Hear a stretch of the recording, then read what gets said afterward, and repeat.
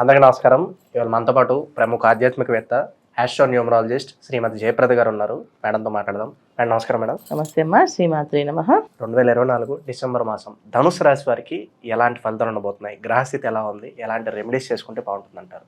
తప్పకుండా ధనస్సు రాశి వాళ్ళకి ఈ మాసం మంచి ఫలితాలు చెప్పుకోవచ్చు. ఎందుకంటే వీళ్ళకి ద్వితీయ స్థానంలో శుక్రుడు, తర్వాత చక్కగా మేషంలో ఉన్న గురువు వక్రించి ఈ శుభగ్రహాలు, శుభదృష్టి, శుభవీక్షణ అనేది వీళ్ళకి కాంబినేషన్ చాలా బాగుంది. తర్వాత తృతీయ స్థానంలో శని భగవానుడు, చతుర్థ స్థానంలో రాహు. ఏంటంటే శని రాహుల కలయిక. ఈ విధంగా ఏంటంటే ధనస్సు వాళ్ళకి ఒక విధమైన యోగాలు, ఏ యోగాలు వస్తాయి వీళ్ళకంటే చెప్పకలేదు. వాళ్ళ జాతకంలో ఉండే పర్సనల్ జాతకంలో ఉండే యోగాలు బట్టి ధన యోగం ఉంది, గృహ యోగం ఉంది, తర్వాత వాహన యోగం ఉంది. ఈ యోగాలు అనేది వాళ్ళ జన్మ జాతకంలో కూడా యోగం కలిసి వస్తాయి. అయితే ఈ ధనుసు రాశి గోచర ఫలితాల్లో చూసుకుంటే ఏంటంటే కుటుంబంలో వాతావరణం ఇప్పుడు దాకా ఏదైనా చిన్న చిన్న గొడవలతో దూరమైన వాళ్ళందరూ ఎప్పుడో దూరమైన వాళ్ళు కూడా కలిసే అవకాశము, అందరూ కలిసి కట్టుగా చేసే కార్యక్రమాలు, శుభకార్యాలు, తర్వాత అందరూ కలిసి ఏదైనా ప్రయత్నం చేయడం కానీ, వ్యాపార విషయాల్లో కానీ, తర్వాత ధనయోగం కానీ, అంటే ధనం ఎప్పటి నుంచో రాలేదు, పెండింగ్లో వస్తుంది రావడం కానీ, అంటే స్థలాలు అమ్ముడుపోవడం. ధనం యోగం అంటే ఏంటంటే వీళ్ళకి స్థలాలు ఎప్పటి నుంచో పెండింగ్లో ఉన్న స్థలాలు అమ్మడం కానీ, లేదా స్థలాలు కొనుక్కోవడం కానీ, ఇలాంటి జరిగే యోగాలన్నీ ధనస్సు వాళ్ళకి ఈ మాసం కనిపిస్తున్నాయి. ఎందుకంటే మ్యాక్సిమం వీళ్ళకి ఏంటంటే ఎక్కువ శుక్రుడు యొక్క అనుగ్రహం బాగా కనిపిస్తుంది. సో ధనస్సు రాశిలో శుక్రుడు ఒక యోగమే మంచి శుభగ్రహం, పూర్తి శుభగ్రహం కనుక ఆయన అన్ని శుభ ఫలితాలు ఇస్తున్నారు. సో వివాహ ప్రయత్నాలు చేసుకునే వాళ్ళకి మంచి వివాహాలు అవ్వడం, వివాహం అనేది బ్రహ్మాండంగా అవ్వడము, వివాహ సంబంధం విషయాల్లో చాలా అనుకూలమైన సంబంధాలు రావడము, వీళ్ళకంటే మంచి వాళ్ళు, యోగ్యమైన వాళ్ళు రావడం, ఇవన్నీ అవకాశాలు ఎక్కువగా ధనస్సు వాళ్ళకి కనిపిస్తున్నాయి. భార్యాభర్తల మధ్య కాస్తంత కోరికలు పెరిగే అవకాశం ఎక్కువ ఉంది. ఇబ్బందులు కానీ అంటే అది ఇబ్బందిగా ఒక విధంగా, ఎందుకంటే వాళ్ళకు ఉండే స్తోమత కంటే కొంచెం ఎక్కువ ఎక్స్ట్రాడినరీగా లగ్జరీగా కావాలనే కోరిక కలిగింది అనుకోండి, అది రేపు రోజున కష్టపడడానికే కదా. ఇవి అవకాశం ఎక్కువగా ఉంది. అంటే గృహంలో కావాల్సిన అలంకరణలు కాస్త ఎక్కువగా కావాలని జీవిత భాగస్వామి అడగచ్చు, లేకపోతే వీళ్ళే ధనస్సు రాశి వీళ్ళే కొనుక్కోవచ్చు. ఖర్చు కాస్త పెరిగే అవకాశం ఎక్కువగా ఉంది ఈ మాసంలో. ఏదైనా సరే ఖర్చు ఎలా పెంచుకుంటుంది అంటే అది ₹1 ఖర్చుతో 10 రూపాయలు, 20 రూపాయలు, 30 రూపాయలు అలా పెరుగుతూనే ఉంటుంది. అది తగ్గదనమాట. ఖర్చు పెరుగుతూ శుభాలు జరుగుతూ ఉంటాయి. అయితే వచ్చినట్టుగా ఖర్చు అవుతుంటుంది. కొత్తగా వీళ్ళు అప్పులు చేసి ఖర్చు పెట్టడం కాదు, కానీ డబ్బు మాత్రం బ్రహ్మాండంగా ఉంది. ధనస్సు వాళ్ళకి అనుకూలమైన విషయాల్లో వాతావరణం అనేది అనుకూలంగా ఉంది.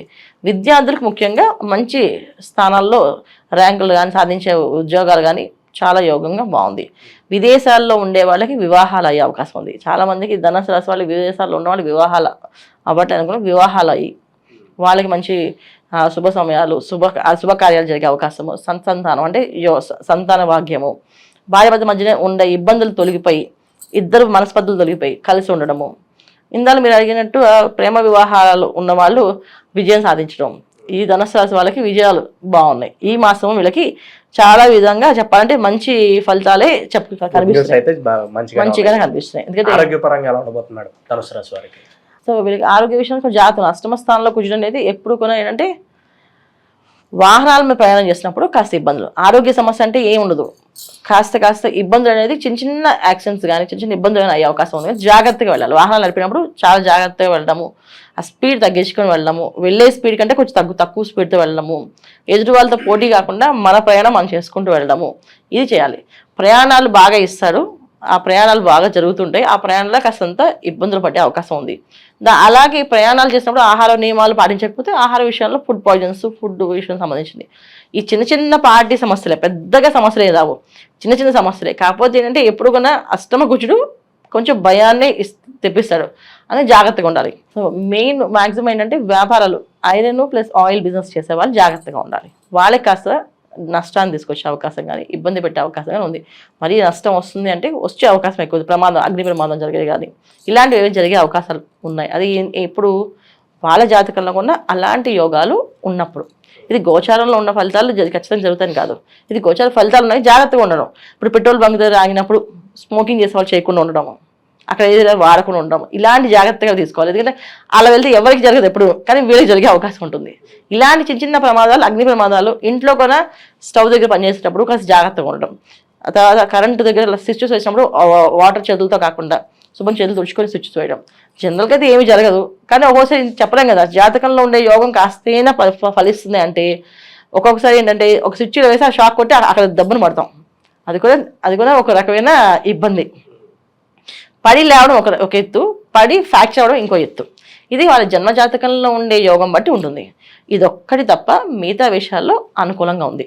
తర్వాత రియల్ ఎస్టేట్స్ రంగాల్లో పనిచేసే వాళ్ళు, ప్రభుత్వ రంగాల్లో పనిచేసే వాళ్ళకి మంచి మంచి అనుకూలంగా పెద్ద పెద్ద వాళ్ళతో పరిచయాలు, మంచి వాళ్ళతో పరిచయాలు, వీళ్ళకంటే ఉన్నత స్థానాల్లో వెళ్ళే అవకాశాలు, వ్యాపారాలు చేసే వాళ్ళకి ఉన్నత వ్యక్తులతో పరిచయం వాళ్ళతో ఉండడం అవకాశం ఎక్కువగా ఉంది.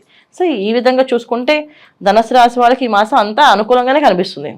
ఎక్కడ కూడా వీళ్ళకి ఇబ్బంది పడే అవకాశం అయితే ఏం లేదు, ఒక్క ప్రయాణాల విషయంలో తప్ప.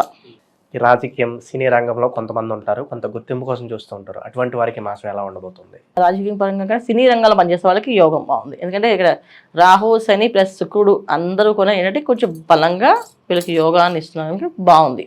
సో అందుకని సినీ ప్రయత్నాల్లో అంటే ఎవరు యాంకర్స్గా ఉండాలని కానీ, వాళ్ళు ఇండిపెండెంట్గా ప్రొఫెషనల్స్లో ఒక అడ్వకేట్స్ కానీ, తర్వాత ఒక డాక్టర్స్గా కానీ వీళ్ళకి చాలా అనుకూలంగా, అంటే వీళ్ళు పెట్టాలనుకునే సంస్థ బ్రహ్మాండంగా పెట్టడం కానీ, ఆఫీస్ అంటే పెద్దగా ఆఫీస్ ఓపెన్ చేయడం కానీ, వీళ్ళకి కావాల్సిన ఛానల్స్ పెట్టుకోవాలంటే ఛానల్స్ పెట్టుకోవడానికి కానీ చాలా ఇప్పుడు చిన్న చిన్న స్థానాలు యూట్యూబ్ రంగాల్లో కూడా అవి కూడా వీళ్ళకి ఒక రకమైన మంచి వ్యాపారమే కదా, అది కూడా యోగం బాగుంది ఈ మాసంలో. ధనుసు రాశి వాళ్ళకి వ్యాపార వ్యాప్తంగా అన్ని విధాల యోగం ఉంది, బాగుంది, చాలా చక్కగా. అయితే ఒక ఆయిల్ వాళ్ళకి, ఐరన్ వాళ్ళకి కాస్తంత ఇబ్బందులు ఉన్నాయి, మిగతా అందరికి బాగుంది. మేడం, ఈ రాశి వారు ఎటువంటి పరిహారాలు చేసుకోవడం ద్వారా మంచి ఫలితాలు పొందడానికి ఆస్కారం ఉంటుందంటారు ఈ మాసం? తప్పకుండా వీళ్ళు ఈ మాసం అంతా లక్ష్మీనారాయణ స్తోత్ర పారాయణ, లక్ష్మీనారాయణ హృదయం అని ఉంటుంది పారాయణ, అది చేయించుకోవడం. తర్వాత లక్ష్మీనారాయణ టెంపుల్కి వెళ్ళడము, సో వెంకటేశ్వర స్వామి దర్శనం చేసుకోవడం, తిరుపతి క్షేత్రం దర్శనం చేసుకుని రావడం. ఎందుకంటే వీళ్ళకి శుభకార్యాలు, క్షేత్ర దర్శనాలు, తర్వాత విలాసాలు, తర్వాత విందులు ఇవన్నీ ఉన్నాయి. వీటిల్లో వీళ్ళు చేసే పనులు ఏంటంటే ఏదైతే మనం ఎక్కువగా పుణ్యం చేస్తామో అది మనకి రేపు రోజున నెక్స్ట్ అదొక బ్యాంక్లో ఫామ్ అయ్యి వీళ్ళకి రేపు రోజున అవసరమైనప్పుడు అది ఉపయోగపడుతుంది.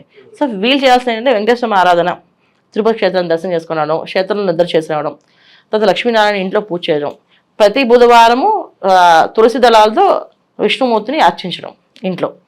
ప్రతి బుధవారం విష్ణుమూర్తికి ఆ తులసి దళాలు తీసి చక్కగా అష్టోత్తరం కానీ, అష్టోత్తరం పోతే ఓం నమో నారాయణ అని మంత్రాన్ని 108 సార్లు పారాయణ చేస్తూ ఆ తులసి దళాలు వీళ్ళు ధనం పెట్టుకునే ప్లేస్లో కాస్త పెట్టుకొని మిగతా తులసి దళాలు చక్కగా మళ్ళీ తులసి వనంలోనే వేయడం. అంటే తులసి కోట ఉంటుంది వాళ్ళ ఇంట్లో, నెక్స్ట్ డే రోజున ఆ తులసి తీసుకెళ్ళి అందులో వేయడం. సో తులసి ఆడవాళ్ళకి పోయకూడదు, మగవాళ్ళతో పోయించుకోవాలి, మగవాళ్ళతో చేయించాలి. ఈ పూజ ఆడవాళ్ళు చేయాలి, కానీ తులసి మాత్రం ఆడవాళ్ళకి పోయకుండా చేయాలన్నమాట. ఈ విధంగా బుధవారం చేసుకోవాలన్నా ఆర్థికంగా ఏమైనా ఇబ్బందులు ఉంటే అవి తొలగిపోయి బ్రహ్మాండంగా బాగుంటుంది. ఇది వీళ్ళు చేసుకోవాల్సిన పరిహారం ఈ మాసం అంతా. డిసెంబర్ మాసంలో ధనుసు రాశి వారికి ఎలాంటి ఫలితాలు ఉంటాయి, అలా వీరు చేసుకోవాల్సిన పరిహారాలు తెలియజేసినందుకు ధన్యవాదాలు మేడం. శ్రీమాత్రే నమః.